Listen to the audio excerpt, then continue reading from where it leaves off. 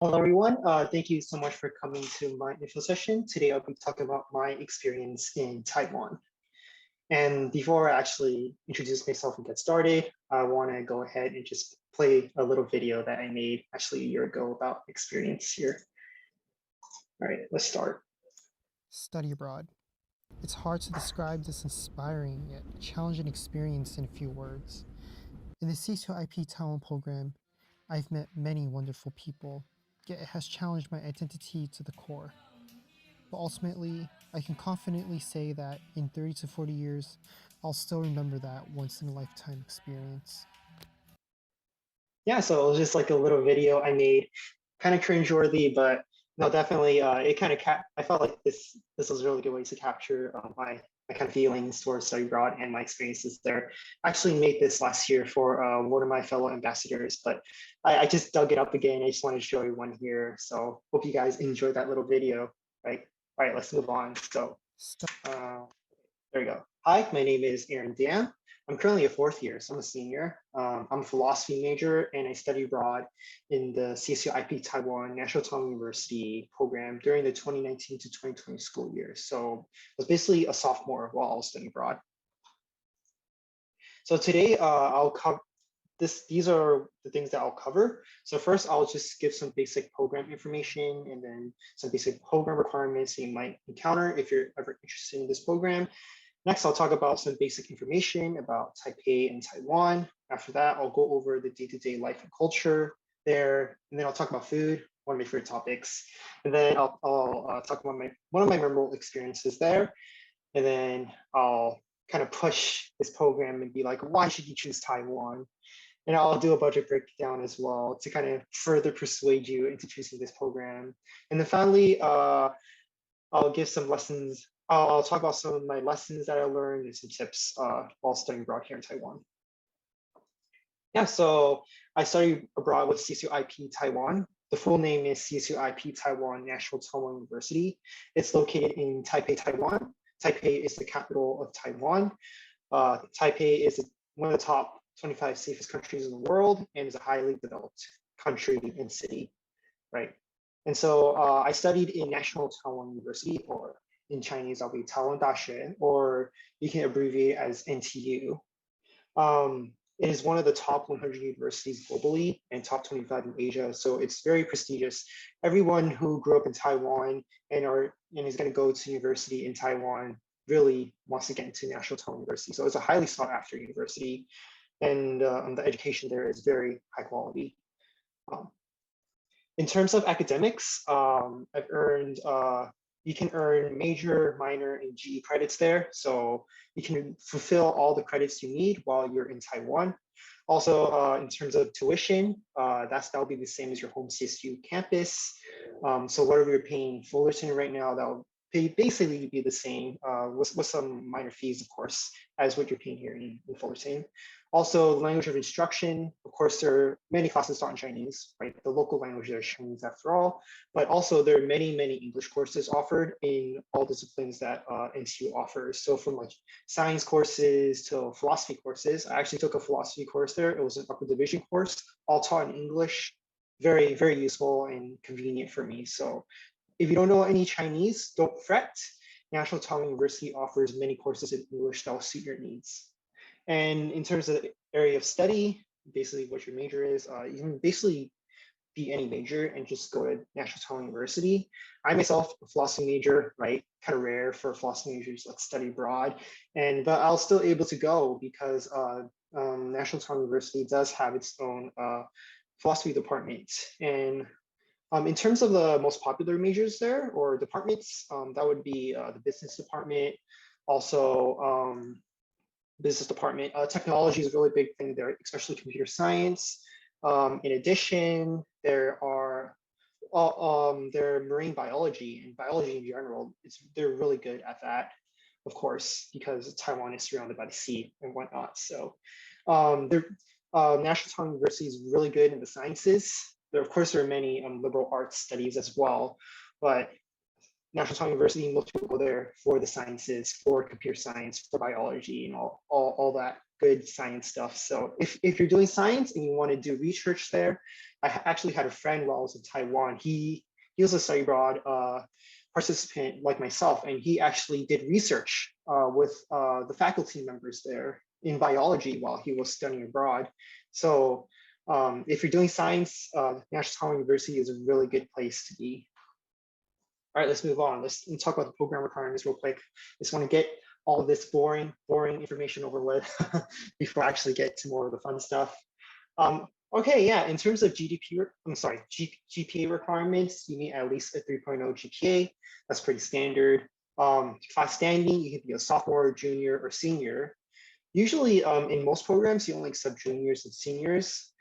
But if you're a sophomore and you're like raring to go study abroad this early, you can do it. And I actually highly recommend it to do in your second year because you're still mainly doing your GE classes. You don't have to worry too much about your upper divisions and major courses. So I definitely recommend studying abroad during your second year if you can actually do it. Right. In terms of language prerequisites, there's none because they use English there as well. But it's really helpful to be fluent in Chinese or at least have some fluency in Chinese. Area of study, as I said, many, right? Also, you can take at least one Chinese. Oh, also one of the requirements is as a participant in the program, you have to take at least one Chinese language learning course every semester. And so that's just a requirement of the program, but I think it's a really good requirement because actually the Chinese language learning courses there are really high quality, and I really learned a lot from them.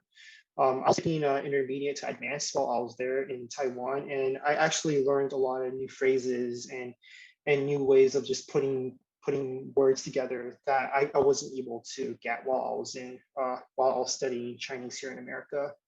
And of course, the other requirement is to take at least 15 semester units. So you can take other NTU classes in English and or Chinese. If your Chinese is good enough and you can understand the lectures in Chinese, you can of course take those classes as well. But there are plenty of English courses, and there are plenty of courses that are geared towards more cultural learning. So there's like courses like Taiwanese culture. There's courses in Taiwanese film and literature. There's courses in all sorts of fun things like poems and newspaper and just popular culture as well. So there's so many courses, not only just for regular students that you can take, but also courses that are geared towards international students in NTU.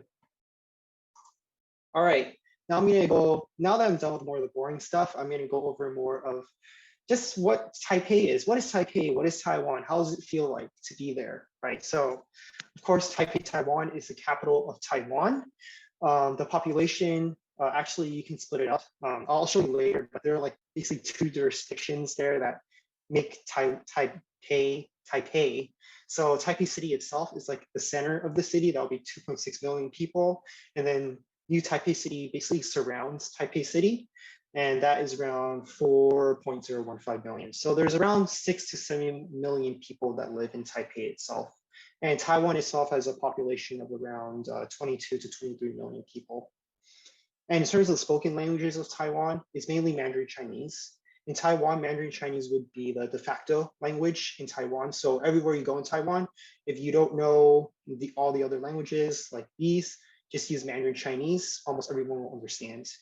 Or else you can use Taiwanese, that is the most spoken dialect in Taiwan. I don't know it myself, it's super complicated to learn. There's like 7 or 8 tones, it's pretty complicated, right? Mandarin Chinese only has like 4 tones, so think about all the tones, right?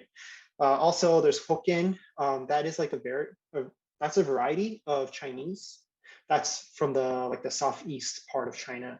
Hakka is the same thing. It's also from the southeastern part of China. So these people groups actually migrated from the southeast part of China to Taiwan. And there are many Aboriginal languages as well in Taiwan. So before the Chinese people actually took over Taiwan, there were Aboriginal people. These Aboriginal people are actually more closely related to oceanic people. For example, like the Filipinos or people who live in like the South Pacific. So actually the Aboriginals, they're not actually East Asian, they're actually more like Pacific Islanders. So it's a really interesting mix of cultures in Taiwan. I mean, it's mostly like Chinese, but then you also get a lot of Aboriginals and Aboriginal people, and you also there's also more and more people who are immigrating to Taiwan from like places like Vietnam and Thailand as well.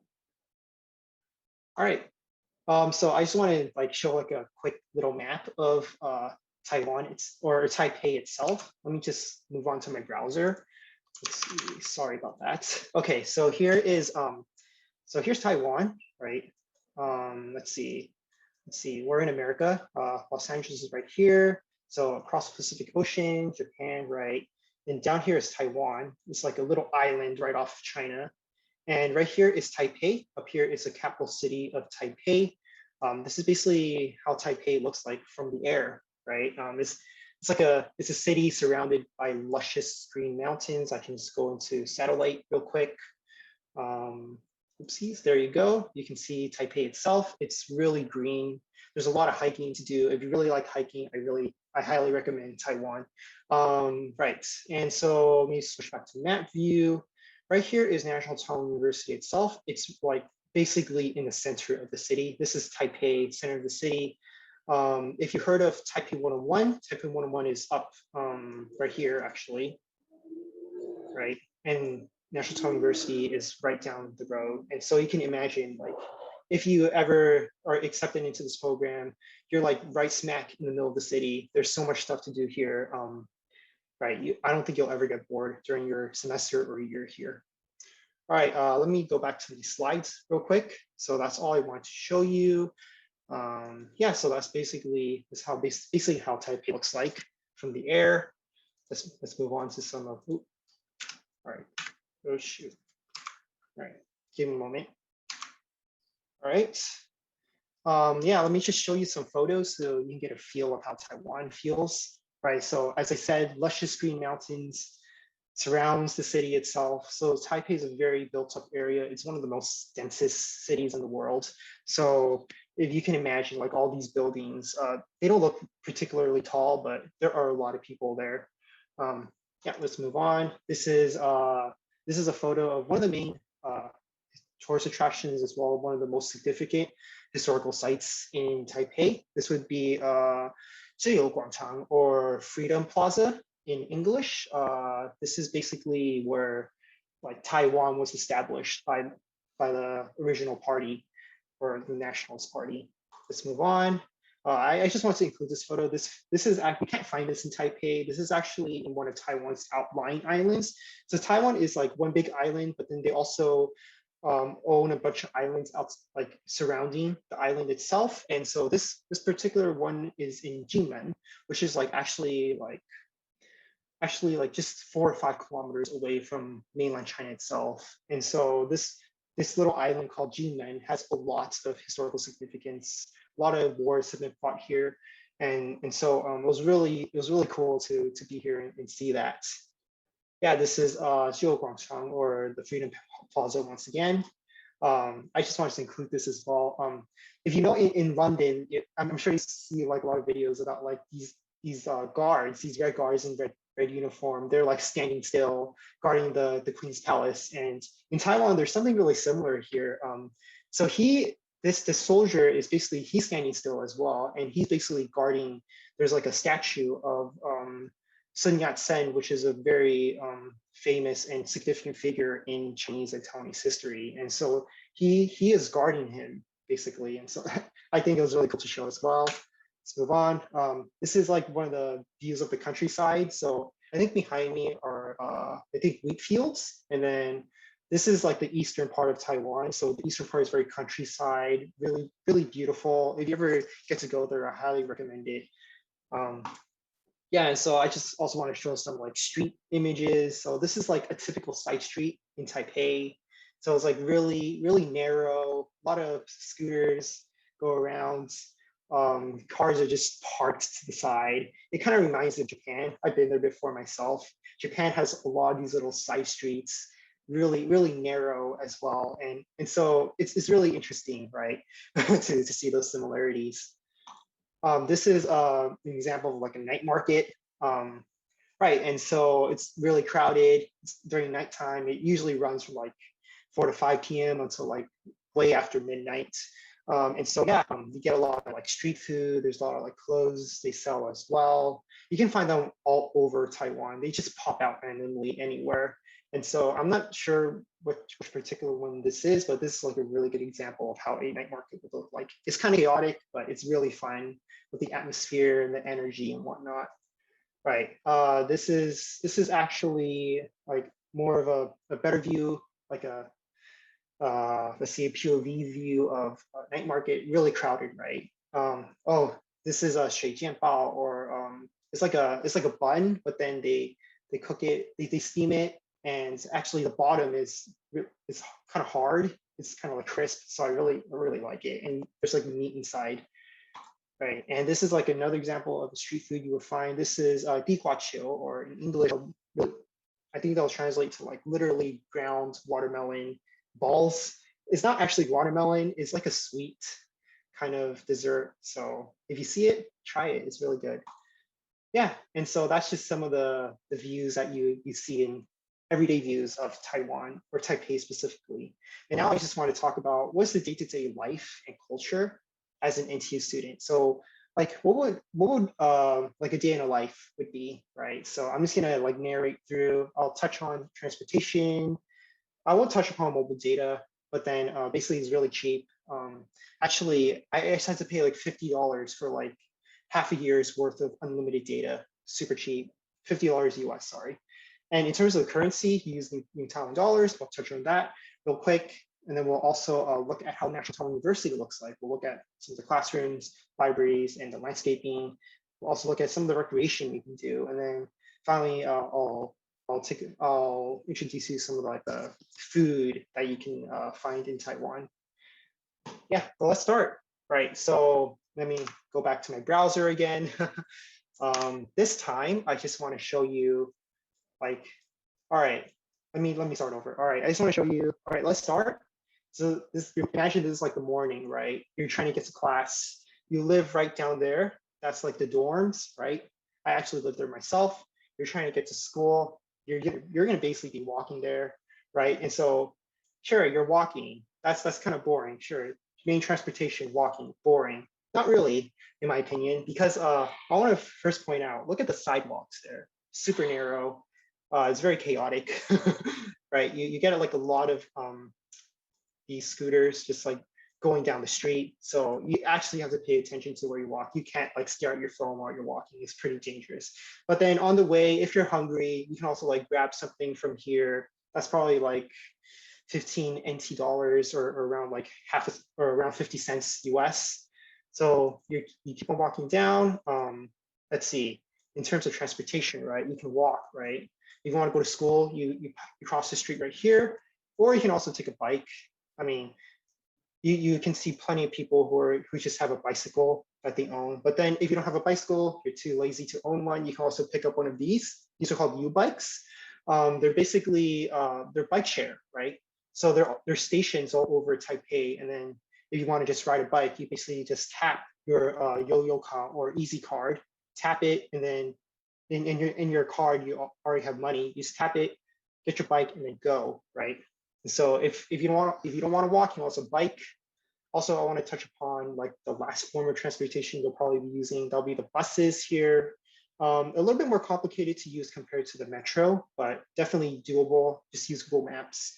But also there's a metro here. This is one of the metro entrances. It's not the main entrance though, but I'll show you what a typical main entrance is. It's just right down the road here. So this will be an example of like the main entrance. It's usually tucked into like a building. So this will be Gongguan Station right here. Really cool, right? Anyways, I just want to show you how transportation is usually is in Taiwan. All right, let's move on. Yeah, so this is the currency they use, NTD, or New Taiwan dollars. It's around, so $1 US will be 27 NT dollars. So you can kind of estimate from there how much you'll be using in New Taiwan dollars. So yeah, I just want to talk about food real quick, right? I'm going to start with the convenience store food. So 7-Eleven, if you just want like a pre-made meal, all you just pop into the microwave, just pick up one of these. is around 65 or 69 NT dollars, around $2. So if you're just feeling lazy, you don't want to go out to a restaurant, just pick it up from the convenience store and you'll be good to go. Yeah, and if you're even more lazy, you can just pick up an instant ramen or instant noodles. This is around $1.50. These are one of the more fancy ones actually, but they're really good. Just like how Japan has a lot of good instant ramen, same thing in Taiwan, a lot of unique varieties as well. Also, if you just want juice as well, just pick it up from here, around $1, so really cheap, right? And so once you got your breakfast, you're walking towards campus, you might pass through this main entrance. So this is the main entrance of the university itself. And then as you walk towards class, you might pass through this office building. So this is like, if you need to get any administrative things done, you typically go to this building.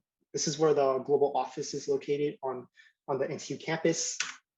And then you walk towards the liberal arts building. That's probably where you're taking one of your classes, especially if you're taking the Taiwanese culture class. It'll probably be here.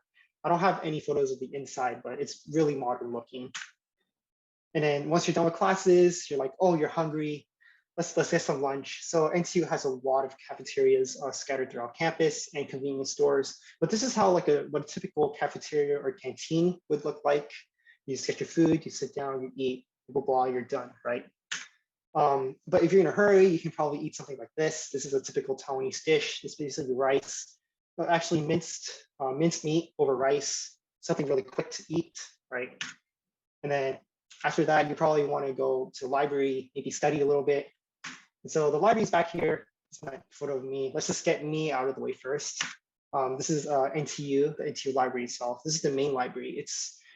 It's really, really beautiful, really huge. Actually, what a bit of a side note here. NTU was actually built by the Japanese back when the Japanese colonized Japan. And the Japanese actually built National Taiwan University before Japan actually had to leave Taiwan. And so a lot of these buildings actually have like a Japanese Western architectural kind of style. And so this is like a really good reflection of that.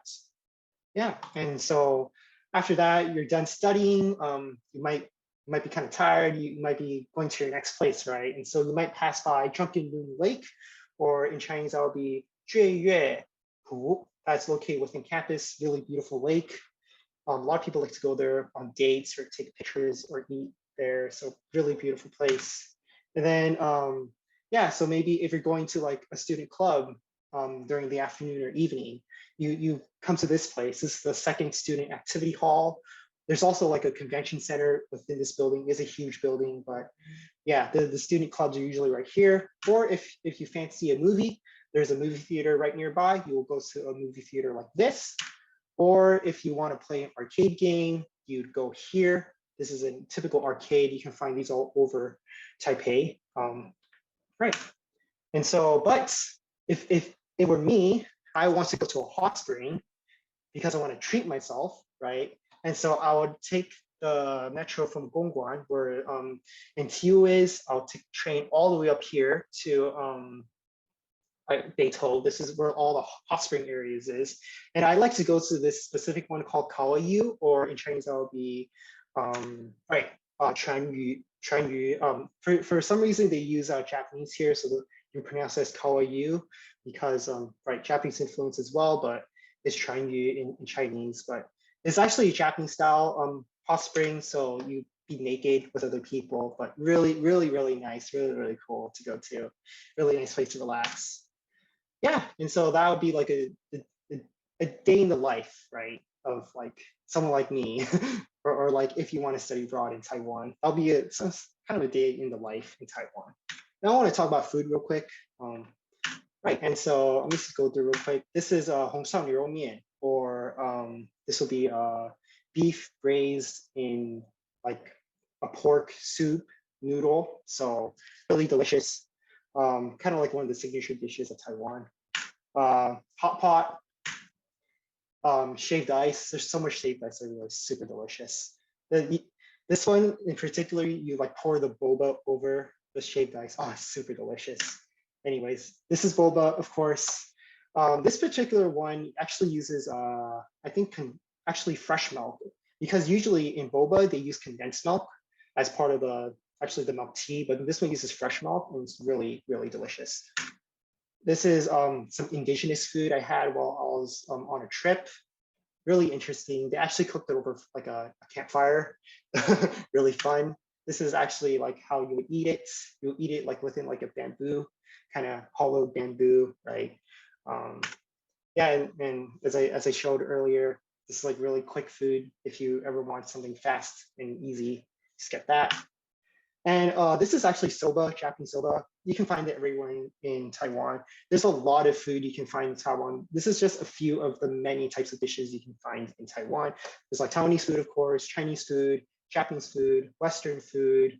You can actually find some Indian food, Vietnamese food. So there's like everything. There's also a lot of vegetarian and vegan food. And so it's very accommodating there. That's definitely.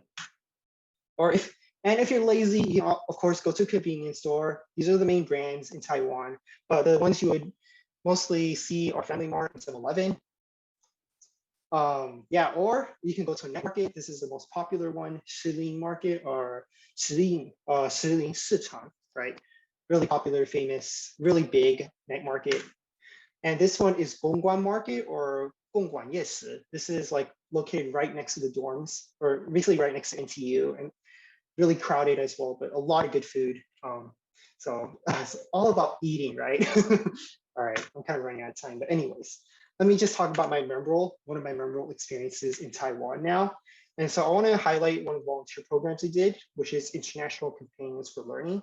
And so this program, basically you pair up with a local student in NTU, and then with the local student, you Skype with Taiwanese elementary school students every week during the semester. And basically you're doing cultural exchange, you teach about your culture, they teach about their culture. It's a good way for the kids to talk to a foreigner, right?